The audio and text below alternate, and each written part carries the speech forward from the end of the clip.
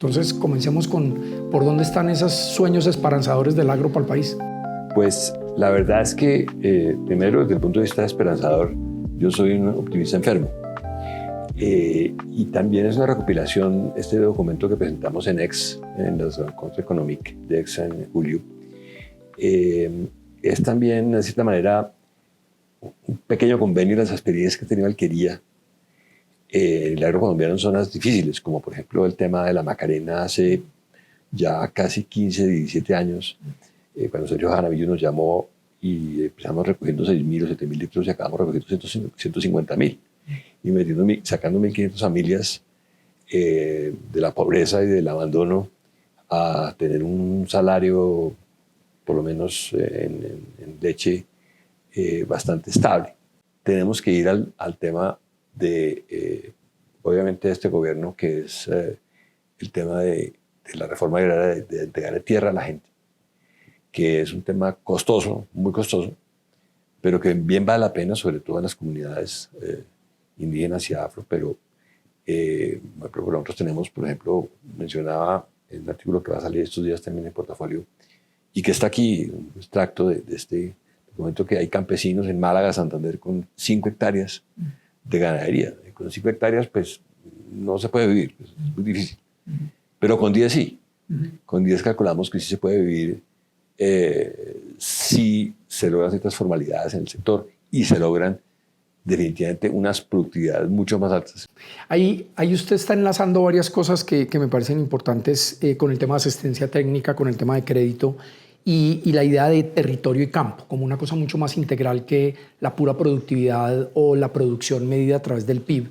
Y es que el bienestar en el campo, el bienestar en esos territorios que estamos de acuerdo, han sido pensados ya como abandonados, nunca ha habido una presencia fuerte del Estado ni de esas institucionalidades, como aburridos incluso, pues requieren un montón de atención, de inversión de país, de convicción de país, y como usted lo dijo, este gobierno le está tratando de apostar, entre otras, para cumplir los acuerdos de paz y la reforma rural integral de una manera más profunda. Pero eso requiere no solamente el acceso a las tierras, sino el acceso a todas estas otras cosas.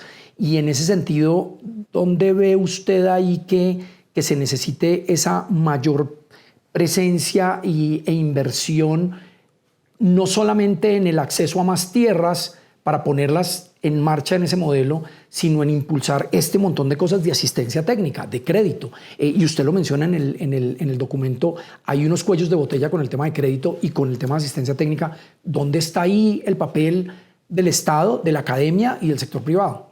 Digamos que cada uno tiene sus complejidades. Pues la tierra tiene complejidades enormes, porque pues, la tierra no es el potrero siguiente el que me venden, del campesino, y pues eso genera dificultades. Pues la misma Cecilia López, cuando estaba en el ministerio hace 2 años, decía es que los campesinos de la tierra tienen el sur, pero la oferta está en el norte.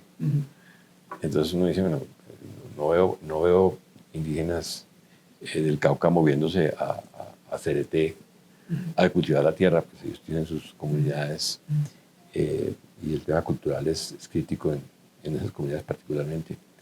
El tema del crédito ha sido de una complejidad muy, muy grande, pero estamos empezando a romper procesos.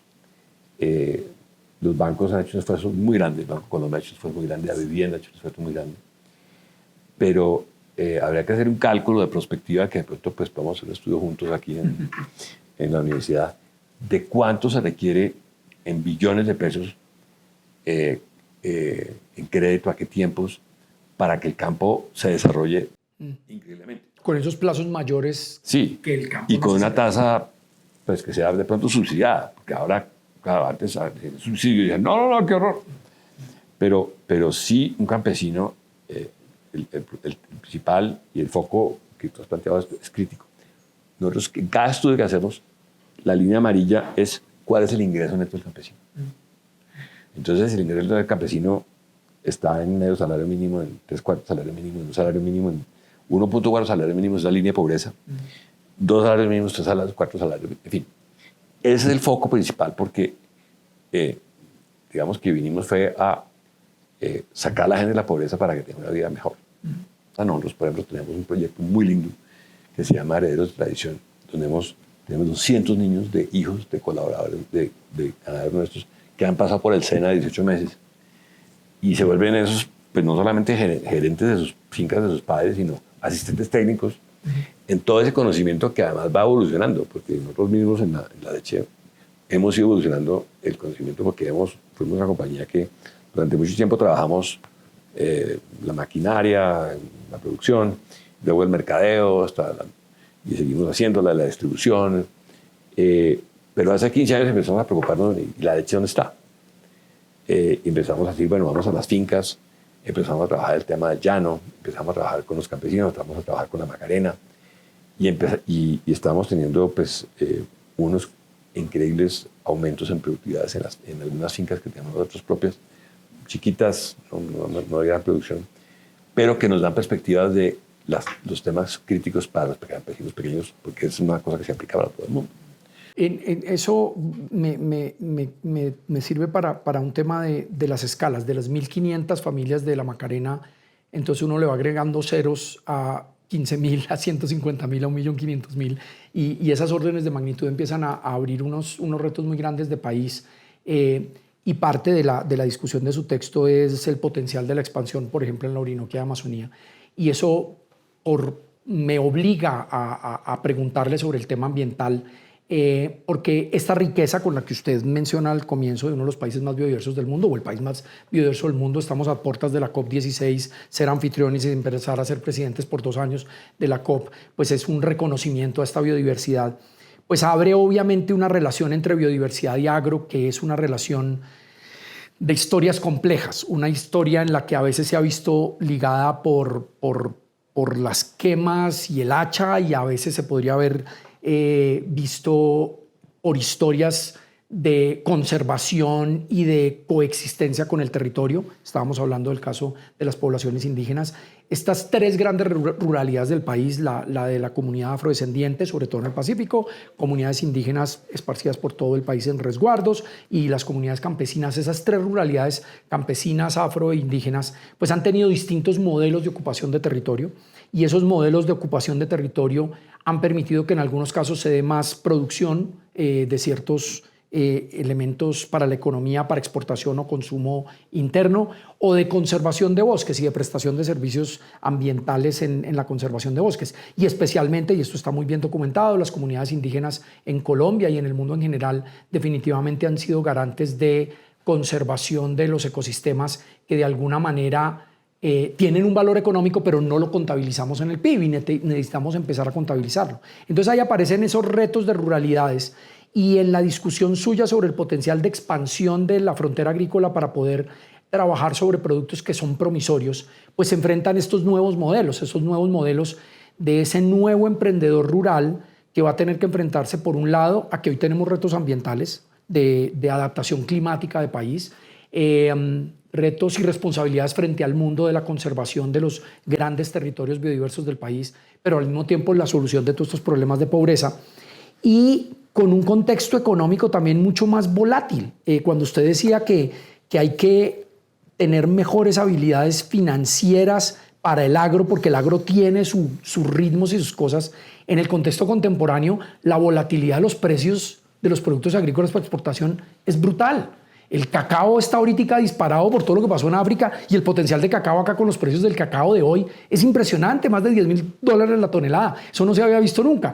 Y al mismo tiempo, los cambios volátiles de clima, de niño, de niña, cada vez más fuertes, de sequías, de inundaciones, pues se necesita una nueva lógica empresarial.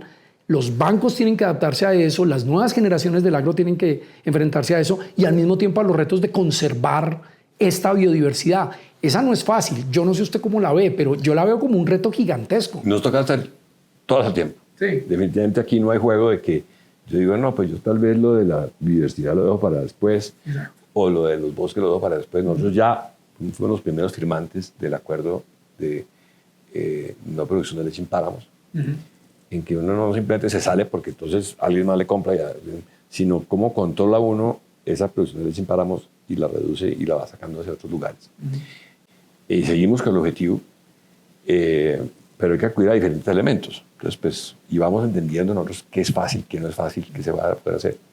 Porque en el futuro también sabemos que va a ser crítico que los ganaderos, sembrando bien sus bosques, contabilizando bien esas siembras, cuidando esos bosques, que se dará satelitalmente, vamos a poder vender bonos para que ellos también tengan los ingresos que al principio van a ser muy chiquitos, pero que les van a generar los ingresos adicionales después de manera importante a los campesinos. Entonces, pero ellos son conscientes de que cuando siembran bosques tienen sus fuentes de agua. Esto no nos inventamos nosotros, nos lo enseñan muy rápidamente a nosotros.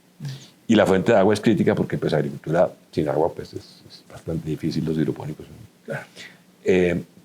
Entonces, pues, estamos conscientes del proceso que tenemos que guardar los bosques. En el llano, pues, sabemos que hay 21 millones de hectáreas posibles, pero hay 14 millones cultivables porque hay muchos bosques que hay que cultivar. Las fincas a veces tienen el 20% de bosques y hay que mantenerlos. Necesitamos yo creo que unas legislaciones más agresivas en ese sentido para que más gente entre a esos procesos bancarios. Y obviamente sabemos que Colombia pues, tiene un reto que es bajar la deforestación, porque la deforestación además es el mayor impacto que tiene Colombia en el CO2. No son las industrias, no son los carros, aunque todos tenemos es la deforestación. Pero no solo eso, sino además es la más barata. Hay un estudio de McKinsey que evalúa todas las posibilidades del costo por tonelada de CO2 reducida, y la más barata, la más costo efectiva es frenar la deforestación. Si comparamos con la reconversión térmica, si comparamos con transferencia a energías renovables, hace otro tipo de cosas, la más barata es frenar la deforestación. Entonces todo este espectro y toda esta estrategia de pensar en agro con frenando deforestación y al mismo tiempo creando esas oportunidades, pues es los mangos bajitos. Ahí es donde está lo más costo efectivo para la sociedad. Pero todavía estamos lentos en sentir que todo esto se va moviendo cuando uno observa los datos. Los últimos datos de deforestación fueron alentadores, se han logrado frenar en los últimos par de años y eso puede ser esperanzador, pero no es solamente frenarla, sino frenarla con generación de oportunidades económicas para todas estas poblaciones. Son 2.2 millones de hogares en el campo, pobres. Entonces tenemos que llegar a ellos sumando los cafeteros, sumando los ganaderos, sumando los palmeros, sumando los cacaoteros, sumando los lecheros, sumando los frutícolas, sumando los paperos, en fin. Pero yo creo que debe haber seguramente más conciencia dentro de cada sector de que pues, primero pues, la gente tiene que tener mejores ingresos mientras mantiene su ambiente. Y lo que siento, Carlos, de su conversación y de su texto es que el efecto causal es creando esas oportunidades se construye paz. Y no un poco esta a veces versión anterior o a veces difícil de comprender de que hasta que no haya seguridad no se puede generar progreso. Entonces esta obsesión por generar como la seguridad como objetivo único, que es condición para generar progreso, lo que siento de ustedes, genérense oportunidades económicas, que eso mismo va desencadenando las oportunidades de paz. Carlos, muchas gracias por esta conversación y deja muchas ideas allí para debate con los académicos, con las personas que puedan estar viendo esta conversación y que puedan dejar aquí algunas inquietudes sobre lo que debe pasar en la política pública, lo que debe pasar en la formación de las nuevas generaciones, lo que deberíamos estar pensando en la universidad, en a quién hay que formar y con qué mentalidades para estos retos. Y pues la experiencia suya desde el sector privado y desde algo real y palpable del día a día con todas estas anécdotas, yo creo que es una forma muy efectiva de comunicar este mensaje de esperanza.